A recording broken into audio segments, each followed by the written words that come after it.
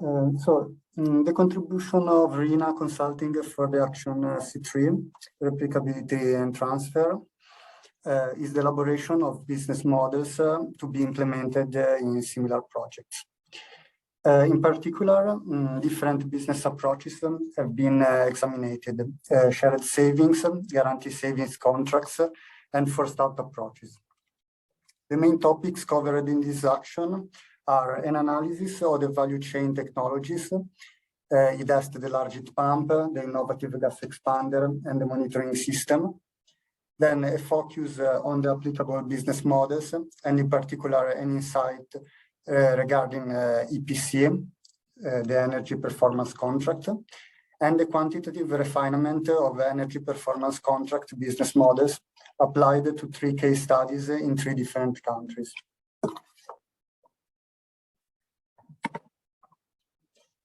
The replicability of the innovative gas expander technology was studied by analyzing the market opportunities in the Italian and in the European context. The study of the Italian market opportunities was carried out distinguishing between application on small station and large station. Large stations are characterized by a natural gas flow rate higher than 1 million of standard cubic meters per day. This evaluation led to estimate the parameters shown in the table.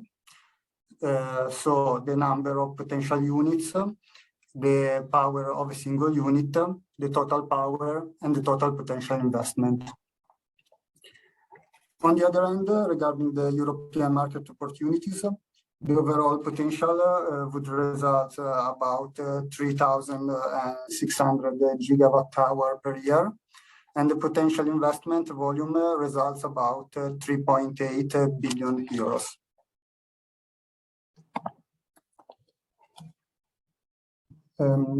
Regarding the business models for the large heat pump replicability, the energy performance contract was considered. The energy performance contract, or PC, is a contract stipulated between an energy service company and the customer.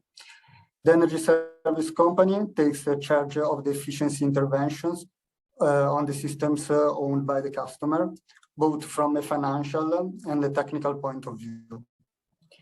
The customer, for the duration of the contract, pays the energy service company a part of the energy savings generated by the efficiency measures. In this way, the ESCO recovers the initial investment.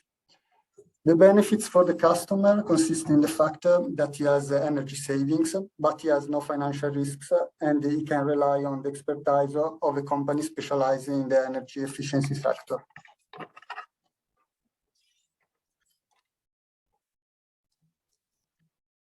So, 2 types of EPC contract have been analyzed.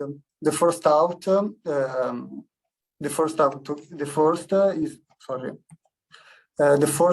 the forced out contract, and the second one is the share savings contract. In the forced out contract, the energy service company collects 100% of the customer savings until the contract expires. After the contract expiration, the savings are collected by the customer. On the other hand, in the shared savings contract, the ESCO provides the CAPEX and also ownership of the plant. The savings are divided between the parties according to a defined percentage. Another common type of contract is the guaranteed savings. In this contract, the lender is a third party. The customer subscribes the loan, while the ESCO guarantees that the savings will be higher than an agreed minimum, established based on a feasibility analysis.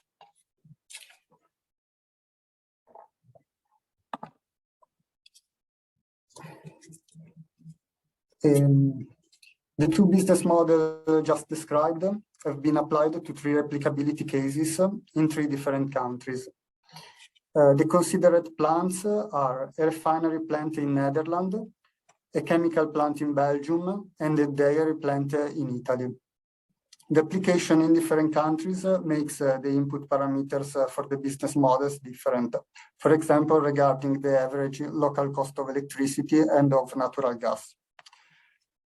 It can be seen that the 3 case studies fall within the sectors identified by our partner of CSMT and presented previously by Gina, namely the chemical, petrochemical, and food and beverage sectors. As already said, these types of plants make available large quantity of waste heat at low temperature, below 100 degrees.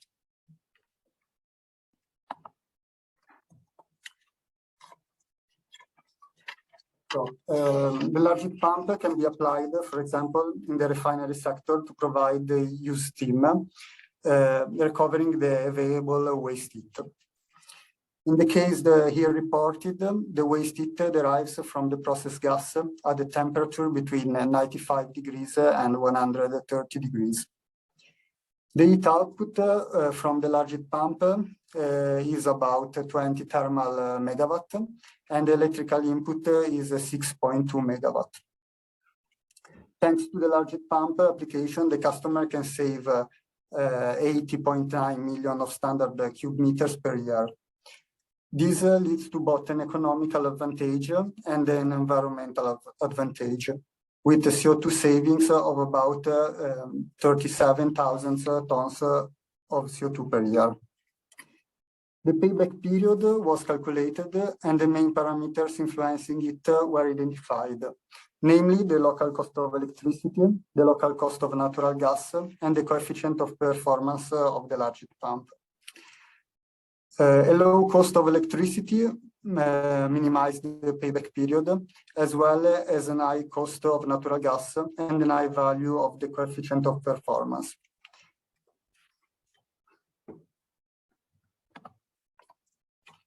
The second case is a chemical plant in Belgium. This case is quite similar to the one just seen regarding the refinery plant in Netherlands. So the waste heat power is less, but so it's the cost of the heat pump and the operating cost for the heat pump maintenance and for electric input power. The payback period in this case is shorter than for the refinery plant because the cost of natural gas and the coefficient of performance are higher. Sorry, okay.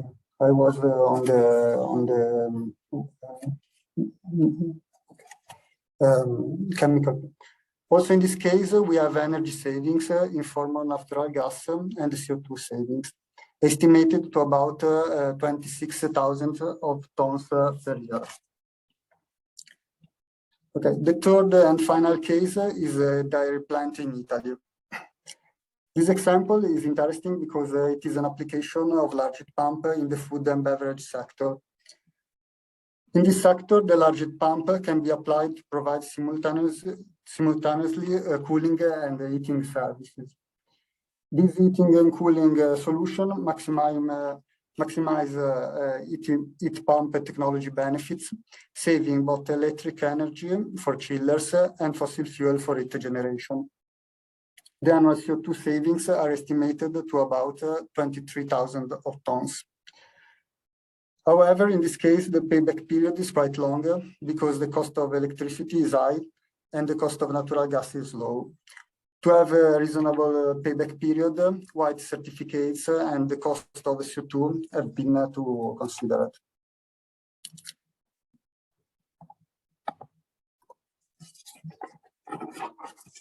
So, in conclusion, the activities